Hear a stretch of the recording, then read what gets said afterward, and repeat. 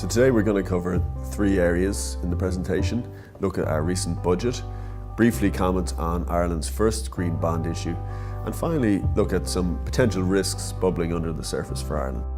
Looking at the trends for this year, it looks like Ireland will run another primary budget surplus, so that will be the fifth in a row.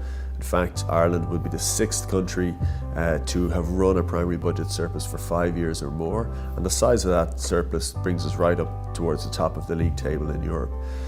Of course, the other positive story is that interest costs has come down, so we've seen our average interest costs, so that's the interest across our stock of debt, fall to 2.6%. That's actually half of what it was 10 years ago in 2008. A real landmark achievement for the country. Ultimately helps us get closer then to overall budget balance, and the government has forecast that we'll get to a budget balance of close to zero in 2019.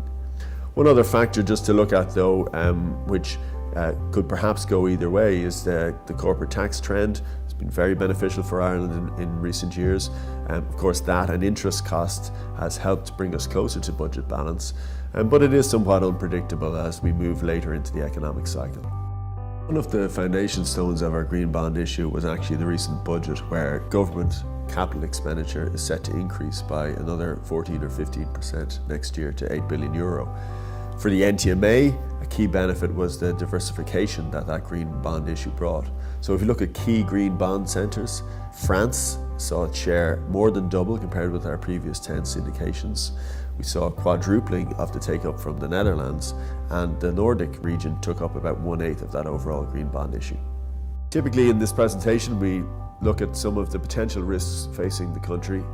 One thing we've been consistent on is looking at where the Federal Reserve is in its rate hiking cycle, and there doesn't seem to be anything stopping that trend.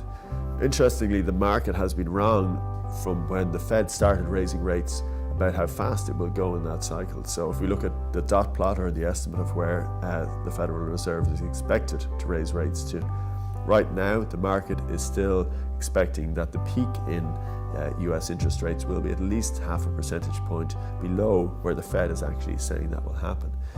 And another factor that we have looked at closely is potentially the signal from the yield curve. So actually there has been, in one sense you might say, a little bit of real room over the last couple of months where the spread between short-term and long-term interest rates in the States has widened somewhat. But nonetheless, it seems that if the yield curve is to invert, it might be at a higher level, which arguably could be somewhat more dangerous. Then finally, to look at some factors cyclically which may impact Ireland looking ahead to 2019. It's fair to say that if we go back 3 or 4 years, lots of things were in Ireland's favour, lots of external influences, but they've become a little bit more unhelpful, and we document that on page 14 of our new presentation. If we were to split it into three different areas, if you look at monetary policy, we've already mentioned the US, it's tightening. Europe, the euro area is moving closer to neutrality as we head into 2019, based on current plans at least.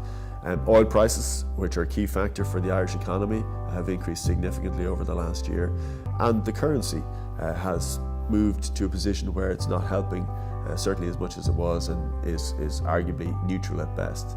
Finally, looking at external conditions, the US economy, of course, had a huge boost this year from its fiscal plans, but that sugar high may fade somewhat in 2019.